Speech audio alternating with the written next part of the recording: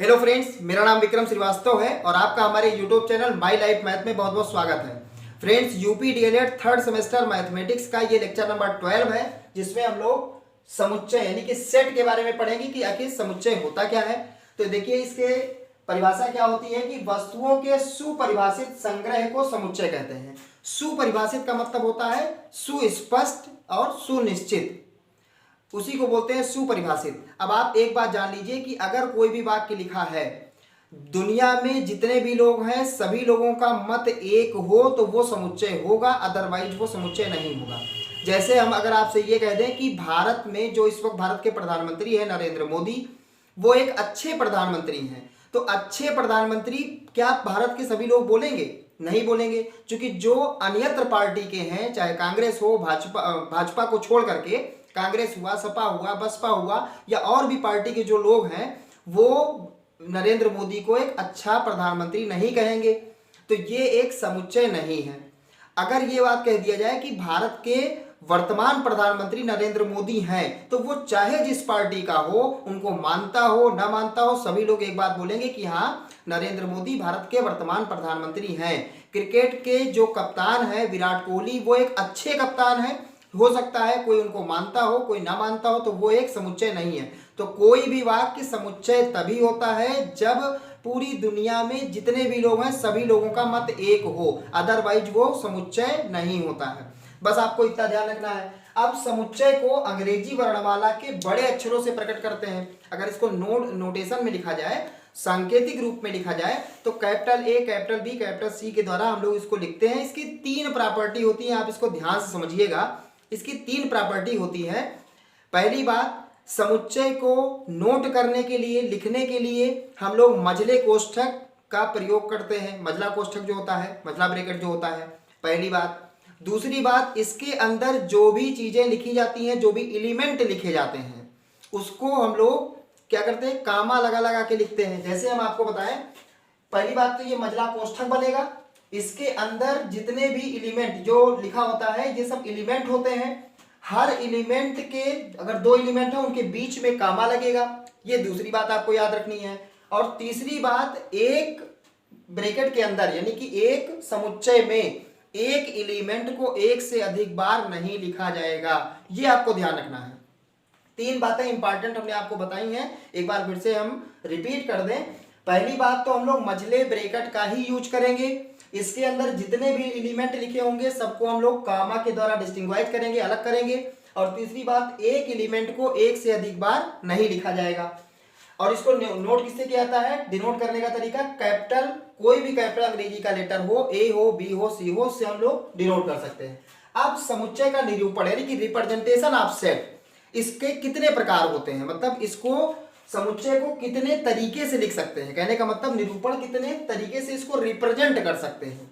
तो इसके 2 तरीके होते हैं। ये आपके सामने लिखा हुआ है, तालिका विधि बोलते हैं, सूची विधि भी उसको कहा जाता है। चाहे तालिका विधि कहिए आप, चाहे सूची विधि कहिए, चाहे सारणियन विधि कहिए, अंग्रेजी में रोस्टर फॉर्म या टेबलर फॉर्म। और जो दूसरी विधि होती है गुण निर्माण विधि, या इसको हम लोग गुण विधि भी कह सकते हैं, या इसको नियम विधि भी कहा जा सकता है। अंग्रेजी में सेट बिल्डर फॉर्म होता है या प्रॉपर्टी मेथड होता है। ये सब एक ही नाम है, ये भी एक ही नाम है। इसका सेट का जो समुच्चय का निरूपण होता है वो 2 तरीके से हम इसको रिप्रेजेंट कर सकते हैं। एक तालिका विधि जो मोस्ट फेमिलियर है, कौन सा? तालिका विधि या सारणियन विधि। और इसमें ज्यादा ज्यादा यही मिलता है, या तो गुण निर्माण विधि या नियम विधि। लेकिन आप जान लीजिए, चाहे गुण निर्माण विधि कहिए, चाहे गुण विधि कहिए, चाहे नियम विधि कहिए, अंग्रेजी में इसको अगर कहना है तो सेट बिल्डर फॉर्म कहते हैं, और ऐसे ही इसको रोस्टर फॉर्म या टेबलर फॉर्म कहते हैं। अब इस दोनों का मतलब क्या है? जैसे अगर मान लीजिए क्लास में कुछ बच्चे बैठे हों, उसमें से एक बच्चा ऐसा है जो रेड टी शर्ट पहन के आया है और उसको हमें बुलाना है, तो उसको बुलाने के 2 तरीके हो सकते हैं। या तो हम डायरेक्ट उसका नाम लेंगे अगर जानते होंगे तो, और अगर नाम नहीं जानते तो उसको इशारे से बुलाएंगे हम। तो जो डायरेक्ट नाम लेते हैं वो आता है तालिका विधि में। और जब हम इशारे में कोई काम करते हैं, उसका डायरेक्ट नाम नहीं लेंगे, हम उससे क्या कहेंगे, ए भैया जो रेड टी शर्ट पहने हो वो चले आओ बाहर। तो हमने उसका नाम नहीं लिया, लेकिन हमने उसको बुला लिया।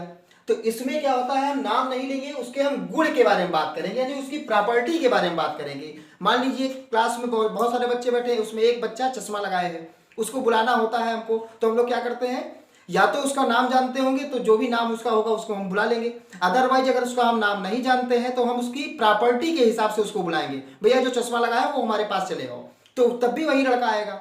तो तालिका विधि यानी कि सारणियन विधि, सूची विधि में हम लोग डायरेक्ट किसी भी चीज का नाम लेते हैं, और अगर उसका नाम नहीं लेना है तो उसकी प्रॉपर्टी बता देंगे, तो ये गुण निर्माण विधि में आता है। तो इसमें दो टाइप के क्वेश्चंस मोस्ट बनते हैं, इस विधि में लिखा होता है, इस विधि में लिखने कहता है, वो भी हम आपको इसी लेक्चर में ही क्वेश्चन हम बताएंगे। इस में लिखा होगा इस फॉर्म में, और इस फॉर्म में उसको कन्वर्ट करना होगा, या इस फॉर्म में लिखा होगा इस फॉर्म में इसको कन्वर्ट करना होगा।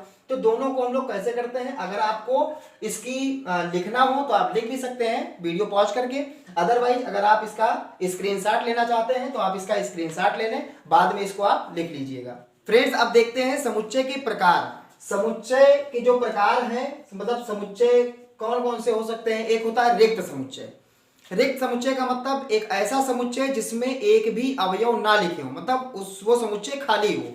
खाली होने का मतलब ये समुच्चय लिख दिया, इसके अंदर कोई एलिमेंट नहीं है। क्यों, अब इसे मान लीजिए, इसके लिए उदाहरण बताना है आपको, तो ए के पहले का अक्षर अगर आपको समुच्चय में लिखने कह दिया जाए, ए के पहले का अक्षर, अब ए के पहले कोई अक्षर नहीं आता है, तो वैसा समुच्चय कैसा होगा, रिक्त समुच्चय होगा। या कहते हैं ए और बी के बीच का अक्षर, तो ए और बी के बीच में कोई अक्षर ही नहीं होता है, तो वो समुच्चय क्या रह जाएगा, रिक्त रह जाएगा। तो एक ऐसा समुच्चय जिसमें अवयवों की संख्या ना हो, मतलब वो रिक्त हो, खाली हो, उसमें कोई एलिमेंट ही नहीं आ रहा है, तो उसको बोलते हैं हम लोग रिक्त समुच्चय।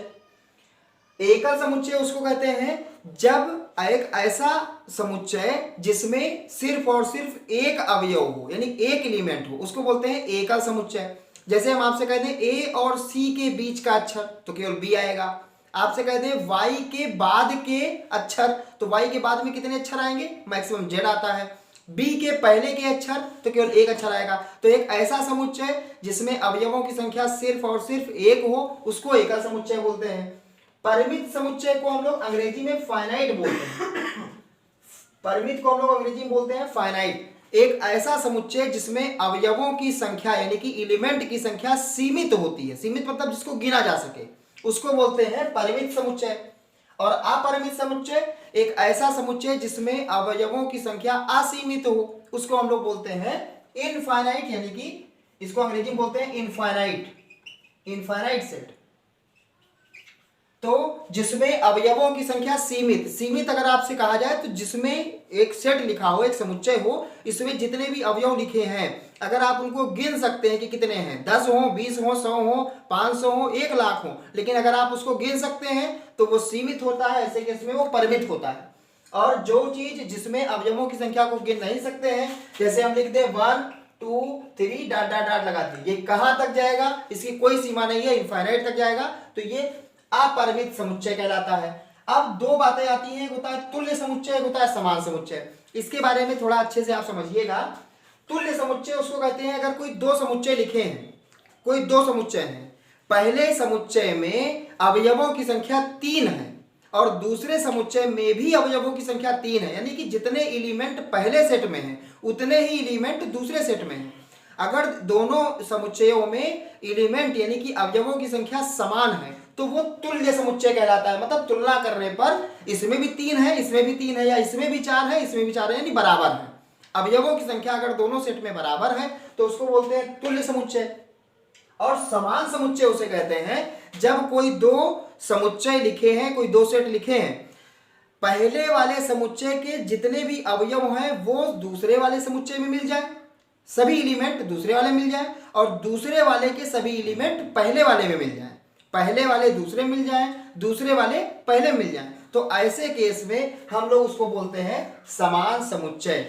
तो मेन चीज आपको यह ध्यान रखनी है कि इसमें जब होता है तुल्य समुच्चय तो दो समुच्चय में अगर अवयवों की संख्या समान होती है, पहले समुच्चय में और दूसरे समुच्चय में, दोनों में एलिमेंट की संख्या क्या हो, सेम हो, बराबर हो, तो उसको तुल्य समुच्चय बोलते हैं। अगर पहले के सभी एलिमेंट दूसरे समुच्चय में मिल रहे हो, दूसरे के सभी एलिमेंट पहले वाले समुच्चय में मिल रहे हो, तो ऐसे केस में इसको बोलते हैं समान समुच्चय।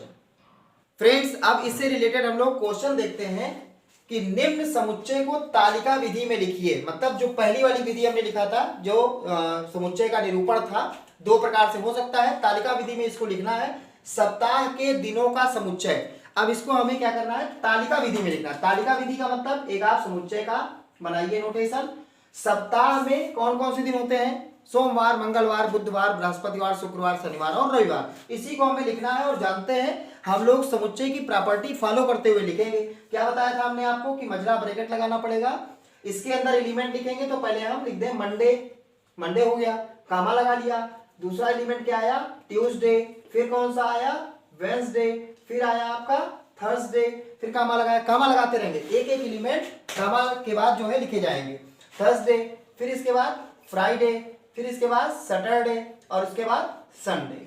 ये यहाँ खत्म हो गया, काम खत्म। यानी कि यहां पर क्या लिखा था कि सप्ताह के दिनों का समुच्चय। ये नाम नहीं लिखा था, डायरेक्ट नाम नहीं लिखा था, लेकिन कहना वही चाहते थे। यहाँ पे हमने डायरेक्ट नाम ले लिया, कौन कौन, सोमवार, मंगलवार, पूरा पूरा नाम ले लिया। अब यहाँ पर देखो क्या लिखा है, प्रथम 6 प्राकृतिक संख्या। यहाँ प्रॉपर्टी लिखिए, प्रथम 6 प्राकृतिक संख्या। इसको हमें डायरेक्ट तालिका विधि में लिखना है।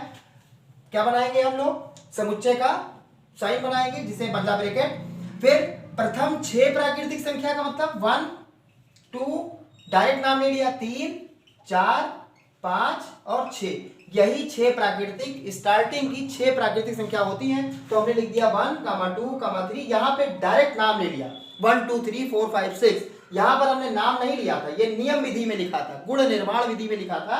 उसको हमने क्या किया, तालिका में। तालिका विधि का मतलब ये हुआ कि डायरेक्ट हमने इसका नाम लिखा कि 1 2 3 4 5 6। अब हम लोग नेक्स्ट क्वेश्चन में ये देखते हैं कि उसको अगर नियम विधि में लिखना होगा, कोई भी चीज लिखी होगी तो कैसे लिखेंगे।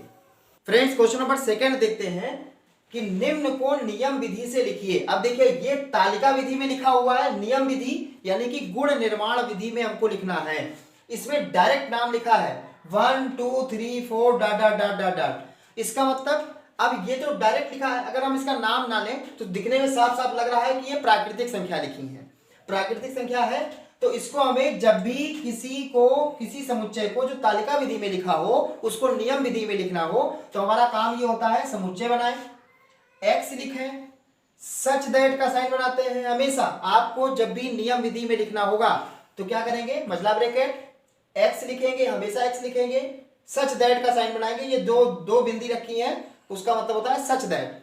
फिर लिखेंगे एक्स क्या है, ये एक्स एक प्राकृतिक संख्या है, एक्स एक प्राकृतिक संख्या है। यही आप लिख देंगे, यहां पे ब्रैकेट बंद कर देंगे। हमने यहां पर नाम लिखा हुआ था, हमने क्या किया, इसको नियम विधि में लिखा, इसका नाम नहीं लिखा, लेकिन लिखा वही है कि एक्स क्या है, एक प्राकृतिक संख्या है। सेकंड वाले को लिखना है तो हम लोग क्या करेंगे, पहले मतलब ब्रैकेट बनाओ, एक्स सच दैट। ये इतना काम तो करना ही करना है जब भी नियम विधि में आप लिखोगे। फिर एक्स क्या है, ये केवल 2 लिखा है, सिर्फ और सिर्फ 2। अब आप ये कहेंगे सम संख्या, तो सम संख्या नहीं कह सकते हैं, क्यों, सम संख्या है तो, लेकिन सम संख्या तो 4 भी होती है, 6 भी होती है, 8 भी होती है। तो अगर हम केवल सम संख्या लिखेंगे, हमें ऐसा लिखना है जो सिर्फ और सिर्फ इसी को रिप्रेजेंट करे। केवल अगर आप सम संख्या लिख देंगे तो ये होगा कि सम संख्या में तो 4 भी आना चाहिए, 4 तो नहीं लिखा नहीं था, सिर्फ 2 की बात कर रहे हैं। तो क्या लिख दें, एक्स एक, एक्स प्रथम सम प्राकृतिक संख्या, प्रथम सम प्राकृतिक संख्या है। अब देखिए प्राकृतिक संख्या में प्रथम सम कौन आता है, प्रथम सम यानी कि पहला सम। प्राकृतिक संख्या कौन होती है, 2 होती है। तो सिर्फ 2 के बारे में हमें कुछ ऐसा करना है, ऐसी चीज यहां पर लिखना है जिससे सिर्फ और सिर्फ 2 की बात हो और कोई बात ना हो। तो प्राकृतिक संख्या में प्रथम कहां से स्टार्ट होता है, 1 से स्टार्ट होता है, उसमें पहली सम प्राकृतिक संख्या कौन होती है, 2 होती है। तो इसको हमने नियम विधि में लिख दिया। तो फ्रेंड्स इस वीडियो में बस इतना ही। अभी समुच्चय के और भी परिभाषाएं और भी क्वेश्चंस आपको बताना है, जैसे यूनियन, इंटरसेक्शन से रिलेटेड, लेकिन वो हम आपको नेक्स्ट लेक्चर में बताएंगे। ये भी लेक्चर कैसा रहा आप कमेंट बॉक्स में जरूर लिखें। वीडियो अगर हमारी अच्छी लगी हो तो आप इसे लाइक करें और अपने दोस्तों को अधिक से अधिक शेयर करें। अगर आप हमें फर्स्ट टाइम देख रहे हैं, आप हमारे चैनल पर नए हैं, तो आप हमारे चैनल को सब्सक्राइब कर लें और बेल आइकन के बटन को प्रेस कर लें, जिससे हम जैसे ही कोई वीडियो अपलोड करें आप तक नोटिफिकेशन सर्वप्रथम पहुंच जाए। मिलते हैं नेक्स्ट वीडियो में, तब तक के लिए धन्यवाद।